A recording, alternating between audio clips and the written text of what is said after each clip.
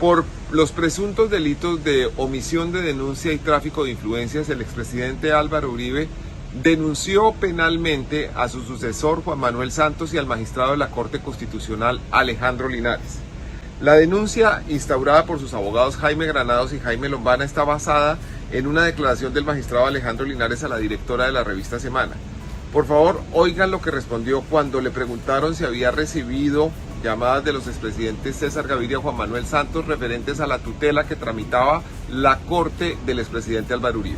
Magistrado, incluso en todo esto que se empezó a decir, usted sabe que pues se dicen cosas y muy bueno tener la oportunidad de conversar con usted, que supuestamente dos expresidentes, Gaviria y Santos, habrían hecho llamadas a magistrados. ¿Sabe usted algo de eso como ponente?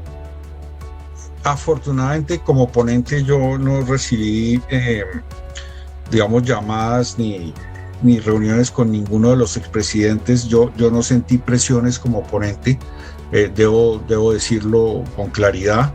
Entiendo que algunos de mis colegas recibieron llamadas de ambos expresidentes. Yo de cuando en cuando hablo con ellos sobre temas distintos, temas sociales, temas políticos, pero ellos, como afortunadamente no son abogados, entonces los temas jurídicos no podemos compartir argumentos jurídicos. Yo debo decir que como magistrado de la Corte Constitucional tengo un profundo respeto por todos los expresidentes de la República. Bueno, pues por la respuesta ustedes pueden ver que el expresidente Santos no llamó a Alejandro Linares, pero hay algo más. El reporte Coronel estableció que tampoco llamó a ninguno de los otros 4 magistrados que fallaron en contra de los intereses de Álvaro Uribe. Santos no habló con el magistrado José Fernando Reyes, el más preparado de la Corte Constitucional en materia de derecho penal. Él fue quien le explicó a sus colegas por qué para efectos procesales sí existe una homologación funcional entre indagatoria e imputación y por lo tanto el proceso no podía volver a ceros, como quería el expresidente Álvaro Uribe, para que su fiscal / defensor Gabriel Ramón Jaimes pudiera archivar el caso sin pasar por juez o tribunal. El expresidente Santos tampoco llamó a las magistradas Cristina Pardo, Diana Fajardo y Gloria Ortiz. Esta última fue quien propuso incluir en la decisión de la Corte Constitucional la posibilidad de que el expresidente Uribe citara una audiencia innominada para que un juez de garantías volviera a revisar las numerosas pruebas que obran en su proceso por soborno de testigos y fraude procesal. En cambio, Juan Manuel Santos sí llamó a 2 magistrados de los que fallaron a favor de los intereses de Álvaro Uribe. Tengo los nombres, pero por un compromiso de protección de la fuente no puedo revelarlos. Según la información de esas fuentes, con los magistrados que sí habló Santos, no tocó el asunto de la tutela de Álvaro Uribe. El tema de la conversación fue otro, la polémica campaña y elección del exmagistrado Carlos Bernal en la Comisión Interamericana de Derechos Humanos. La denuncia del expresidente Álvaro Uribe olvida mencionar que otro expresidente sí habló de su caso con magistrados, pero sugiriendo que deberían absolver a Uribe por razones políticas y no jurídicas. Aquí en el reporte Coronel revelé que el expresidente César Gaviria hizo gestiones a favor de Álvaro Uribe ante varios miembros de la Corte Constitucional. El expresidente Gaviria habló con varios magistrados y les dijo que si fallaban en contra de los intereses de Uribe, Colombia empezaría a transitar un camino de lo que él llamó peruanización, que la estabilidad institucional estaría en riesgo y que todos los expresidentes podrían terminar presos. Quien me contó eso fue el propio expresidente Gaviria. En una segunda conversación que tuvimos, me dijo que él no había hecho llamadas, sino que había sostenido una reunión con magistrados por los días en que la Corte Constitucional estudiaba el retorno de la personalidad jurídica del nuevo liberalismo, una decisión apoyada por el expresidente Gaviria. Como la intervención de Gaviria fue a su favor, Uribe desde luego no la encuentra reprochable.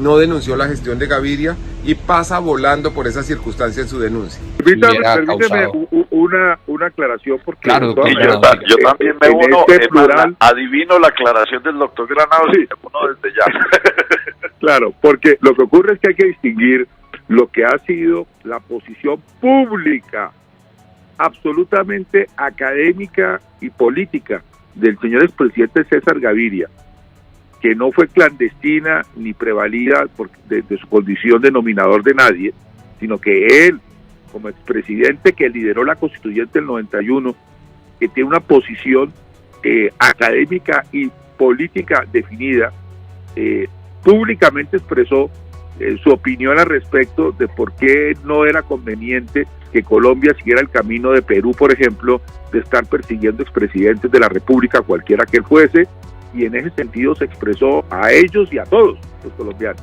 Es decir, aquí no hubo ninguna interferencia prevalida de una condición personal de haber nominado y ayudado a elegir a un magistrado, ni tampoco de buscando tras bambalinas cómo influenciar para que pudiera decidirse en un sentido o en otro. Aquí no existe realmente tráfico de influencia alguna por parte del señor expresidente César Gaviria, sino una postura que uno puede o no de acuerdo con ella, pero es una postura absolutamente pulcra, transparente, repito, pública. Todo lo contrario a lo que hizo Juan Manuel Santos. Pero algo más, hay que decirlo con toda claridad, yo creo que el país tiene que conocer lo que ha ocurrido, y es que la ponencia que supuestamente elaboró el magistrado Linares, porque incluso ya hay rumores de que no la elaboró él, sino la elaboró el magistrado Reyes, que es el, entre comillas, penalista de la Corte Constitucional, pero pues quien la haya elaborado de todas maneras la firmó fue él. Esa ponencia se conoció antes, se filtró, circuló, hubo una serie de reportajes hechos en diferentes medios por periodistas muy conocidos, y no precisamente amigos del presidente Uribe, sino de sus mayores detractores públicos, contando las minucias de la misma y de cómo se iban dando las posiciones de los diferentes magistrados en sus intervenciones que tomaron varios días, y cómo además se señalaba a ciertos magistrados de una forma u otra. Los que estaban supuestamente a favor del presidente Uribe los descalificaban, y cómo se ensalzaban a los que estaban en sentido contrario. En fin, toda clase de presión. Pero lo más dramático es que el día que están votando, ese 10 de noviembre, en tiempo real, 2 medios iban comunicando lo que estaba pasando instante a instante, en donde solamente estaban los magistrados, es decir, había un teléfono roto, alguien estaba filtrando esto. ¿Y qué ocurrió? Que tuvo que pedir el presidente de la corporación, el doctor Lizarazo, que se suspendiera hacia el mediodía esa sesión para que volvieran a reunirse a las 4 de la tarde en el Palacio de Justicia, a puerta cerrada como debe ser, sin celulares. La única sesión presencial que ha tenido la pandemia la Corte Constitucional debido a estas filtraciones. Es decir, lo que aquí ha ocurrido es de una extremada gravedad, es algo sin precedentes y es algo que no puede volver a ocurrir y que no puede pasar agachado. Esto constituye además una violación al reglamento de la Corte. El reglamento de la Corte establece que estas ponencias y estas discusiones son reservadas y que quien las filtre comete una falta grave, disciplinable, y que por cierto su conocimiento es de las autoridades competentes disciplinarias, incluida en el caso de los magistrados de la propia Comisión de Acusaciones de Cámara de Representantes. Entonces estamos hablando de una situación muy grave, y si son funcionarios de diferentes jerarquías, la competencia tendría otras autoridades disciplinarias, además de las penales.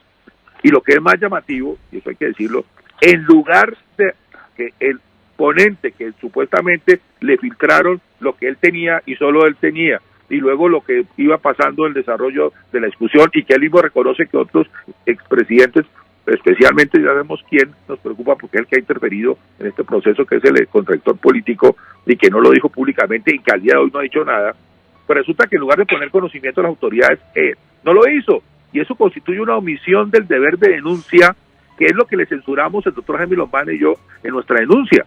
Es que él debió denunciar lo que pasó y no lo hizo, y él no es un particular, es un servidor público que está obligado a hacerlo, y eso es lo que constituye la esencia de lo que ponemos en conocimiento en el caso del magistrado Linares de la Comisión de Acusaciones, que es distinto al comportamiento relacionado pero diferente del hoy particular, pero que está prevalido su condición de expresidente, nominador, y que apoyó a estos magistrados para llegar a la Corte Constitucional, que es Juan Manuel Santos.